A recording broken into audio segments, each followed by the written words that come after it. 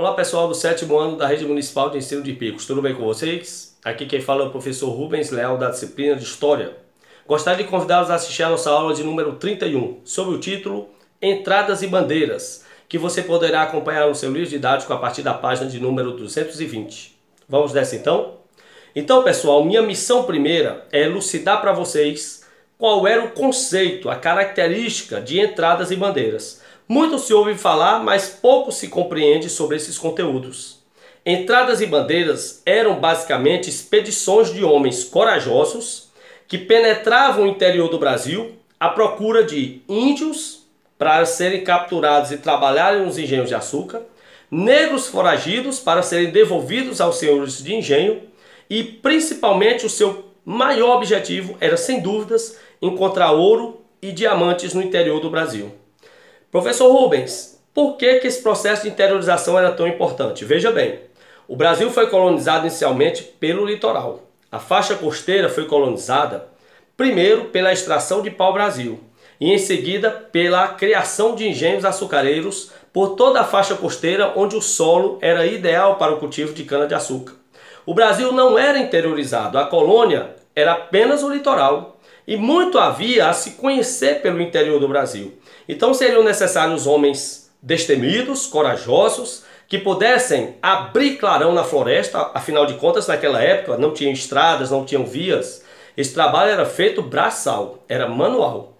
Bandeirantes e entradistas tinham apenas facões, dentre os quais eles iam utilizando essas ferramentas para irem abrindo mata, clarão, penetrando pelo interior, atravessando percalços geográficos como montanhas, rios, nesse sentimento de capturar índios, negros foragidos dos engenhos e principalmente encontrar minas, jazidas de ouro e diamantes, que era o grande sonho dos entradistas e bandeirantes.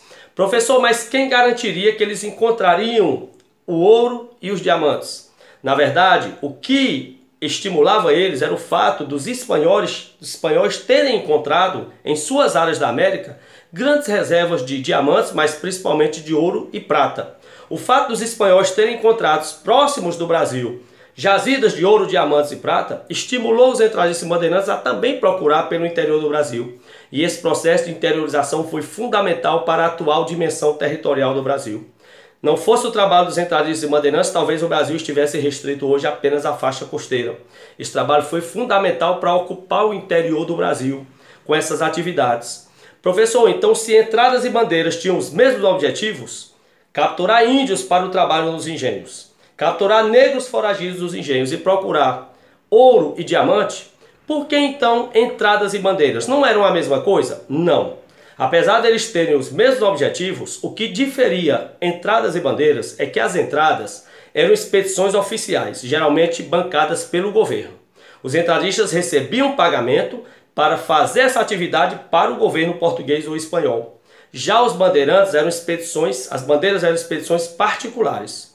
Os bandeirantes não eram pagos por ninguém, eles iam por sua própria conta, eles próprios bancavam esse processo de interiorização. E caso eles encontrassem índios, negros ou mesmo reservas de ouro e diamantes, tudo isso seria repartido entre eles. Haja visto que eles não tinham nenhum elo de ligação com o governo. Então, entradistas serviam ao governo, as entradas eram expedições oficiais. Já os bandeirantes iam por sua própria conta e risco. As bandeiras eram expedições particulares.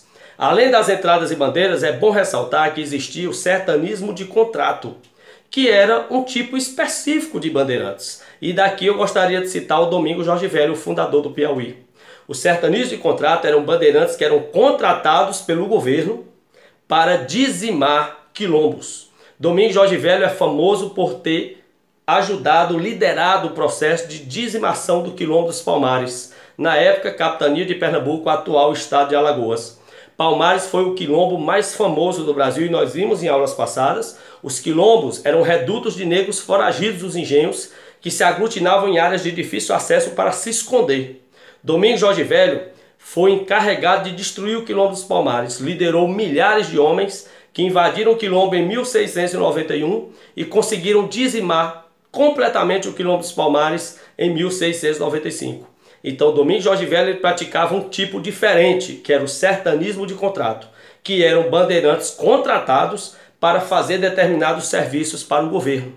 Bom lembrar também que os bandeirantes tiveram um papel importantíssimo no início do século XVIII, porque foram justamente eles que descobriram as primeiras minas de ouro e diamantes na região das Minas Gerais, no interior do Brasil, que hoje corresponde às áreas dos estados de Minas Gerais, Goiás e Mato Grosso. Diz o ditado que água mole e pedra dura, tanto bate até que fura.